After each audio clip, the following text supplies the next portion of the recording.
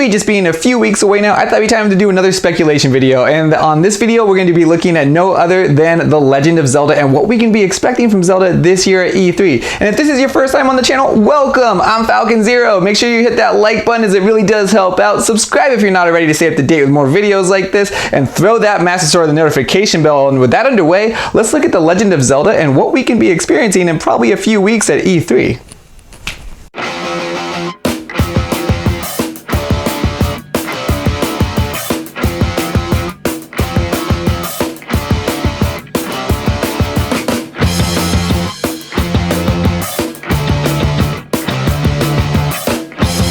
And so everybody knows this year that this is Zelda's 35th anniversary, and Nintendo has been kind of quiet for Zelda's 35th anniversary, but could E3 be the one time where Nintendo just goes all out and finally just goes, this is going to be the Zelda that the 35th anniversary is a big hype, and maybe we're going to be expecting some big news here.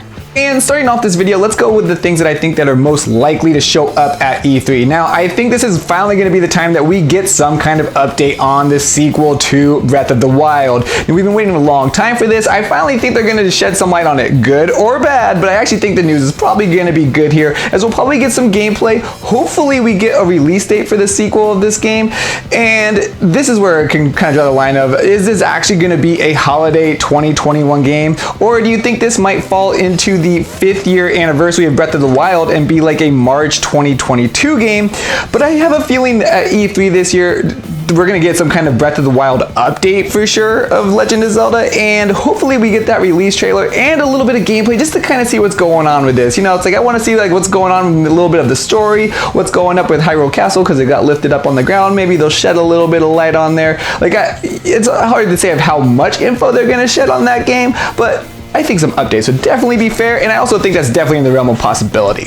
And the next most obvious one I think could be showing up at E3 is the Skyward Sword HD, as this will be releasing pretty soon after E3, and I think Nintendo will just kind of want to go over this game to remind us that this game is still coming out. Now, what can we see in this trailer? If they've added any dungeons in the game per se, or just added story content, this would be the perfect time to let us know, because we still don't know that much about the game, but then again, how much do we have to know about a remake of a game that's being in HD? There could be other quality of life improvements that they've done in this game that might not be locked behind an amiibo, which would be nice. Not saying that we just want more amiibo just to have quality of life things that are locked behind. We shouldn't actually have that. They should just give us those quality of life changes not locked behind an amiibo, but you never know. But hopefully there are a couple things there that they could shed on Skyward Sword that would more entice us to want to get this game. Hopefully there is some added story content or an extra dungeon here or there. That'd be nice, but you know, we'll see. I think Skyward Sword though will at least show up at the E3 presentation in some capacity.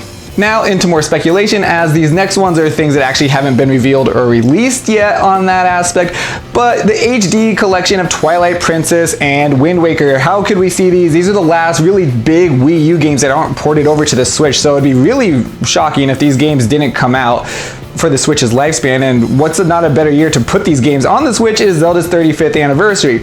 Now, how would they do this? Would they do each game individually, or would they bundle them in two? It's hard to say since we're getting Skyward Sword HD already at $60. Maybe they would bundle these two games together and sell these for like $80 maybe per se, or maybe even like $90. I don't know on that, because it's like it would be hard to put Skyward Sword HD for $60 and then have Wind Waker and Twilight Princess right next to it for also $60. Like I could see people getting burned a little bit on that, but they already have those games in HD, as there's probably minimal work that they really have to put into those games and just kind of make a collection out for it. Or maybe they'll release each one individually and they'll be at $60 too. Like it is Nintendo and they do like their money, and it's not saying that if they did that, both those games would sell too.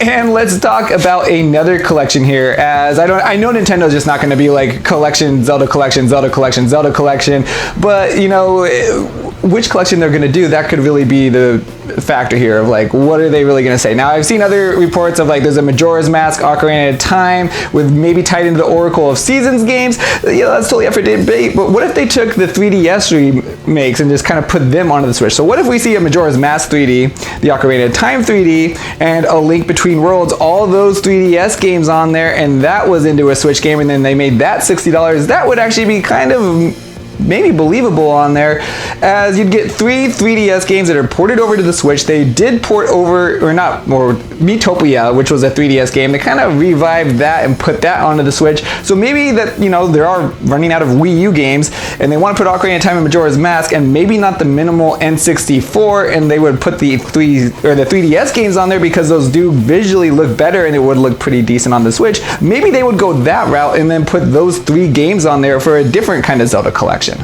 But I would definitely love to know what you guys think we're going to be seeing from The Legend of Zelda this year from Nintendo's E3 presentation, because let's be honest, we know Zelda's going to be there in some capacity, but what are they going to be showing from The Legend of Zelda? Leave them in the comments below. If you like this video, please smash that like button, as it really does help out. Subscribe if you're not already. Hit that notification bell to stay up to date with videos like this, and as always, everyone of YouTube, show me your moves.